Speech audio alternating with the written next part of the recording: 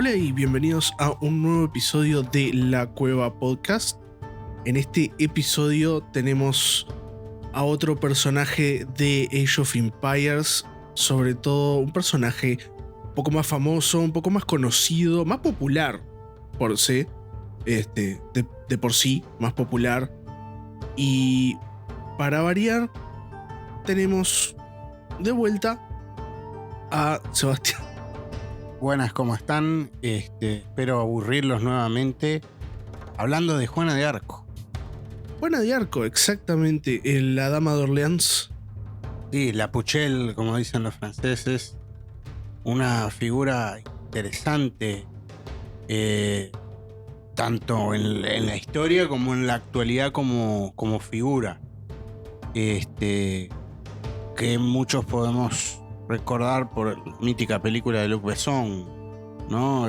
Con la actriz Milla Jovovich. Creo que fue de las primeras películas o de las películas que la hizo como más relevante en el ambiente de Hollywood a Juana de Arco, a Milla Jovovich.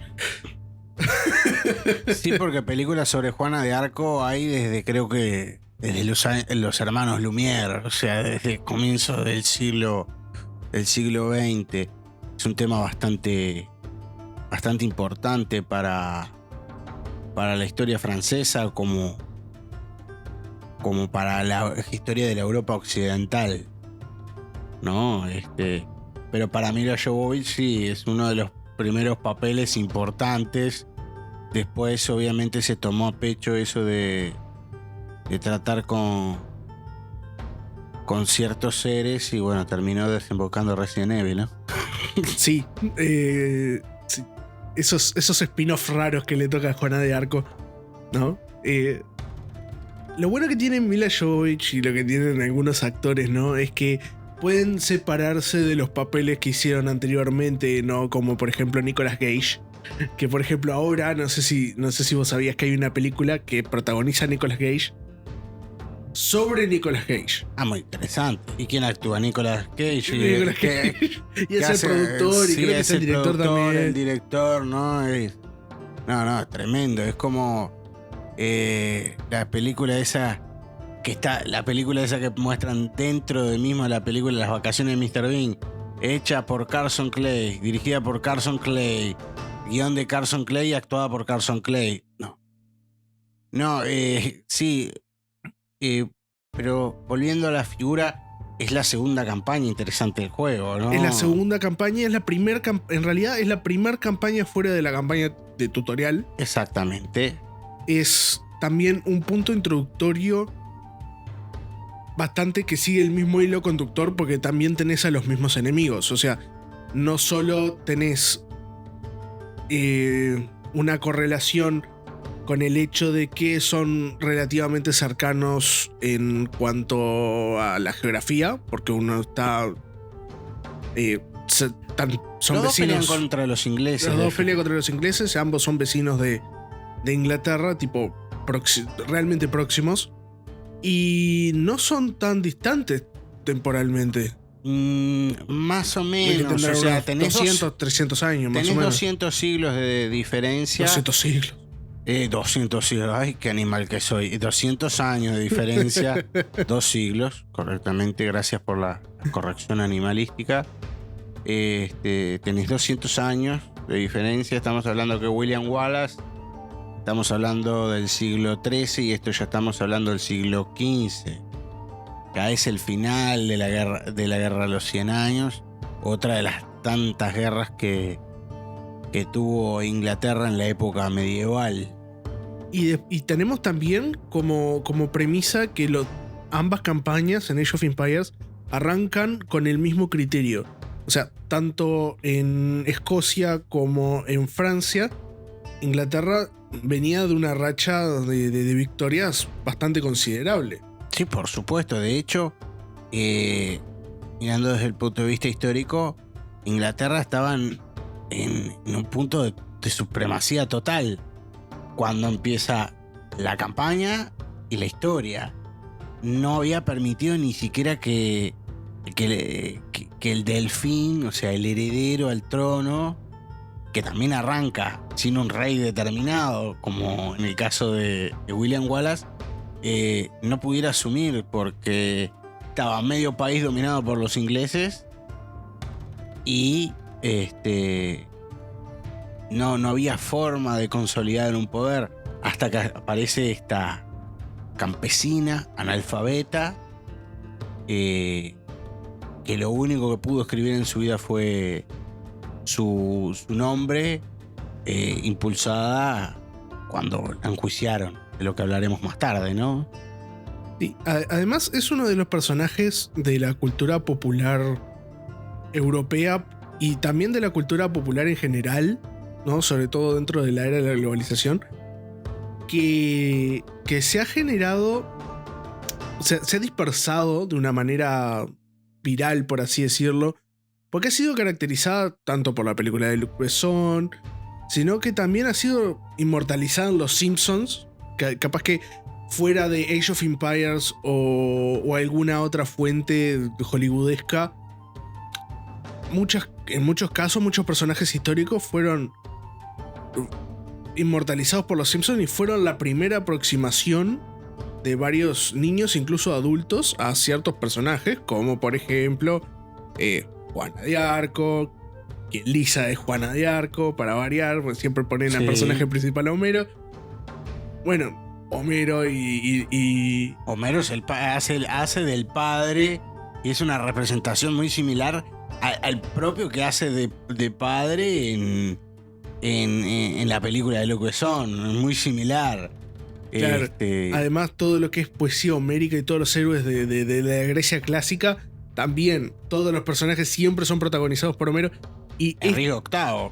Enrique VIII, sin ir muy lejos. Creo que tipo Hamlet, no, Hamlet es Bart. Hamlet es Bart, pero es de las pocas ocasiones en las cuales los personajes, los puntos de enfoque, los puntos principales, son efectivamente los hijos, como en este caso son Lisa con Juana de Arco y Bart con Hamlet. Entonces eso ya también genera cierto tipo de tendencia de, por lo menos desde el lado de los Simpsons, que empezaron a moverse ya hacia otro... A la globalización del personaje. Claro, y como a la descentralización del personaje, porque siempre es Homero, siempre es Marge, siempre todo gira alrededor de la capitanía de la familia y demás. Y también pasa en este caso con Juana de Arco, porque es muy poco convencional que una mujer joven, una adolescente, prácticamente una niña, llegado el momento, al principio de su campaña, por así decirlo, entre comillas, era bastante inusual. Los héroes de guerra son hombres. Hasta que fue algo normal encontrar mujeres dentro de Fuerzas Armadas y dejaron de ser más que una rareza a un hecho cotidiano. Son contadas las mujeres que han tenido una impronta en la historia militar europea, en la Edad Media y llegando ya más a puntos más contemporáneos. Mencionando a Agustina de Aragón, a Juana de Arco, a María Pita.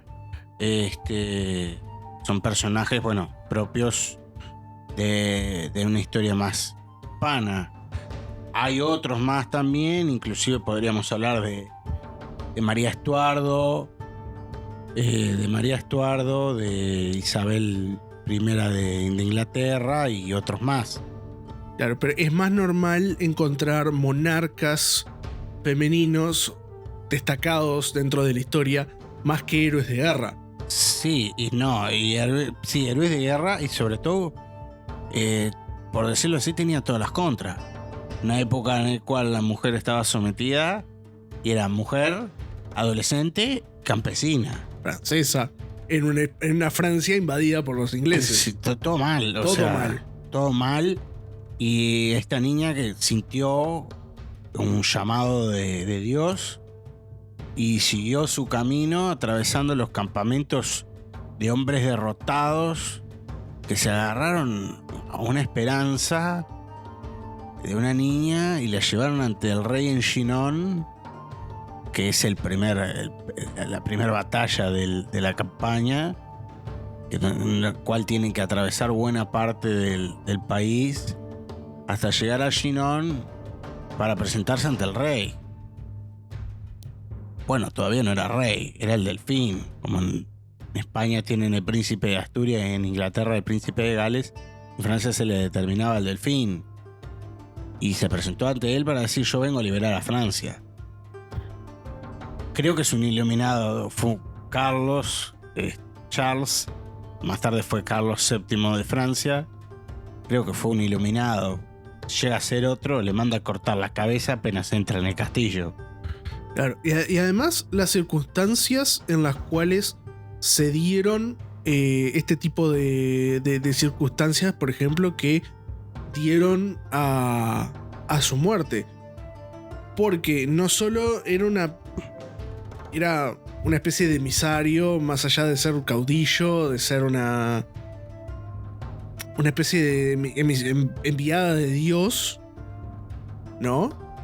De acuerdo a su postulado. Sino que al estar constantemente diciendo eso en un contexto que no era favorable para los ingleses. No era favorable para los franceses, porque los franceses estaban siendo derrotados. Claro, pero, o sea, el hecho de que de tener una imagen tan moralizante, porque era más un efecto de moral que un efecto efectivo en batalla, porque ¿cuál era la diferencia que podía llegar a tener una persona, sobre todo una chica adolescente, en el medio de un campo de batalla? También eso tiene un efecto de moral positiva en los franceses, que fue claramente en detrimento de los ingleses. Y también eso lleva en parte a la manera en la cual murió, porque, o sea, no solo la quisieron... La razón por la cual la ejecutaron, ¿no? Aprovecharon determinaron de que dichas visiones no eran reales, ¿no? Un tribunal eclesiástico y bueno, determinaron su muerte. Juicio que después fue anulado en el siglo XV y que derivó, después de siglos de adoración, no solo política, sino que también de un carácter místico, hasta que en el siglo XX fue canonizada por la Iglesia Católica. Que es de los santos que son también un poco menos reconocidos, porque mucha gente todavía se sorprende cuando uno habla de Juana de Arco, de que fue canonizada, y uno y que queda como sorprendido, porque muchas veces este tipo de datos... Es un hecho que a veces no es conocido en la propia Francia. O sea, en Francia es conocida como el símbolo nacional, no como santa. O sea, si bien sí tenía su fama de santa y de haber tenido un mandato divino de intentar guiar a Francia a derrotar a los ingleses y a recuperar su independencia y su territorio, cosa que intentó en buena parte con éxito en una campaña de 2 años. Hizo bastante, pero obviamente las intrigas palaciegas nuevamente dieron en contra del héroe y terminaron abandonándola a los propios que había llevado a estar en la gloria de los altares. El propio rey la abandonó y bueno, terminó como terminó, engañada, apresada, juzgada. Para la época se consideró que correctamente, después la historia diría que no, y sacando el hecho teológico, ¿no? la juzgaron y la mataron porque era un líder militar, bueno o no, pero alguien que estaba levantándose en contra de la potencia, ¿no? Y la mataron. La mataron pero aún así mataron al líder, pero dejaron al mártir. Un mártir que es la imagen de una Francia poderosa, junto con Carlomagno, Carlos Martel, propio Napoleón, que son emblemas que hoy utiliza el nacionalismo más acérrimo francés. En estos últimos tiempos ha sido muy común escuchar noticias sobre Francia, y una de las imágenes era una de las candidatas las electorales, Marine Le Pen, con una imagen, un fondo con la bandera francesa y una efigie de Juana de Arco. Muchas veces lo peor que puede llegar a ser el enemigo o el adversario, por decirlo de alguna manera, es justamente eliminar una de las piezas claves del...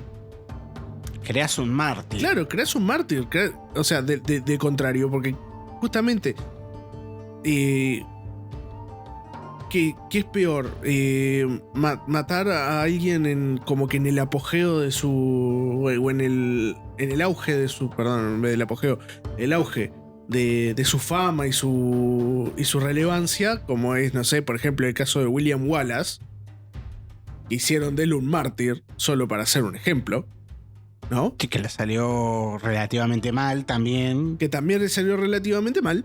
Entonces, por ejemplo, comparado, misma situación, por ejemplo, no sé, dentro de las mismas campañas tenemos, por ejemplo, el Cid Campeador, que no necesariamente fue ejecutado por los enemigos, murió en batalla, pero también es un elemento más de moral que de una diferencia en batalla. Yo creo que el caso del Cid es distinto, ¿no? Es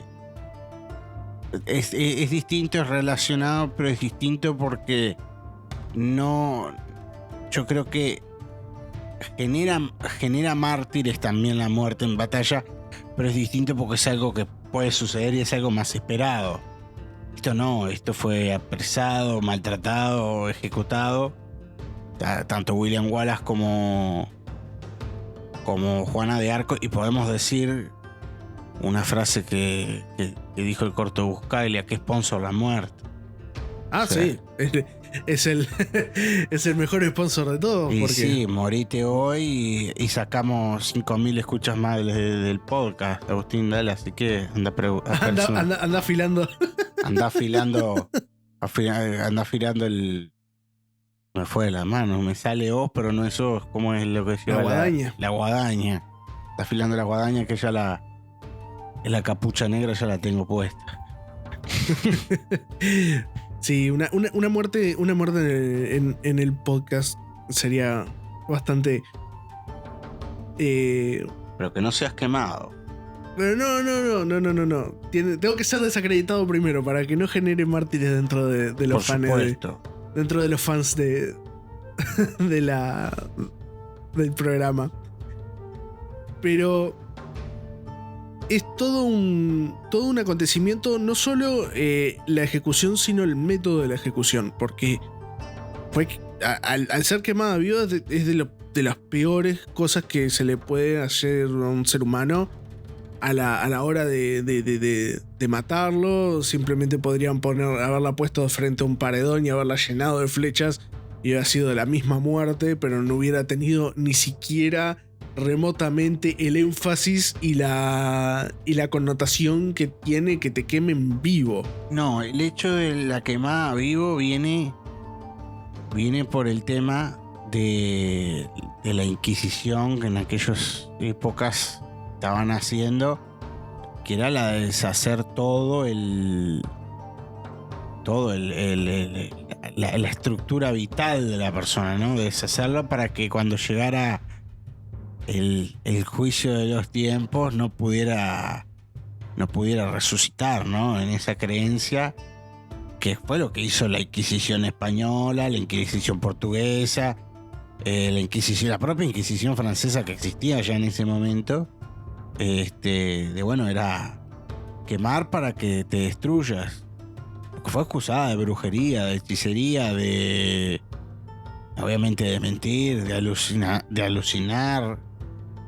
O sea, no descartemos que que pudieron haber ciertos elementos tanto alucinógenos como mitológicos como demás dentro de la propia historia de Juana de Arco.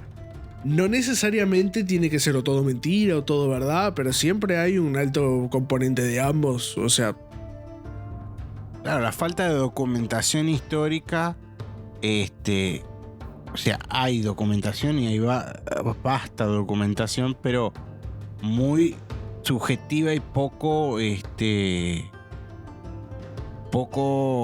centrada. Muchos de los cronistas de los reyes, de los líderes, altos líderes militares de ambos bandos, creo que es el duque de Alençon, que Lair, que eran personajes que también aparecen en el juego, que son retratados tanto en la historia como en el juego, como lo que supuestamente fueron, ¿no? Personas, uno muy refinado y el otro un animal como nosotros, ¿no? Que insultaba, escupía al suelo y decía lo que pensaba. Y nosotros estamos diciendo lo que pensamos, no escupimos al suelo porque... Bueno, sí, creo que duermo en la vereda si llego a escupir el suelo. Bueno, no tenemos esa costumbre como otras culturas, ¿no? Pero en fin. Y un poco para redondear el episodio del día de hoy, ¿no? También tenemos todo este tipo de cosas aplicadas dentro del juego en sí, porque este es el principal. El primer personaje principal que justamente se muere, ¿no? Y es mencionado, su muerte es mencionada dentro de la campaña, porque sí. Con William Wallace,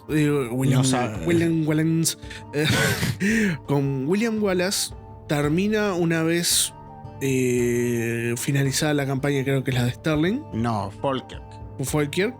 Terminado Falkirk, queda como, oh sí, ganamos, que tampoco ganaron, eso revisen el episodio anterior para discusiones propias.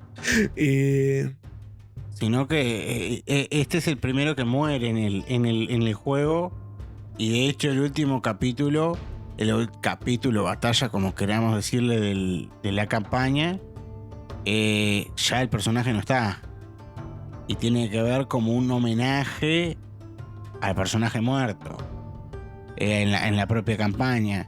Y se vuelve un tema recurrente también, sobre todo porque muchos personajes históricos y sobre todo personajes como Juana de Arco, como Federico Barbarroja.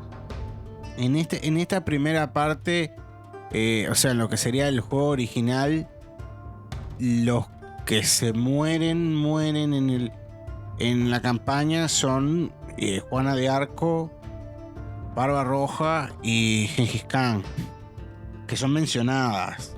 Claro. Ya Saladino no, pero sí esos tres. Pero solo los que incluyen un episodio homenaje o algo por el estilo son Barbarroja y Juana de Arco, ¿no?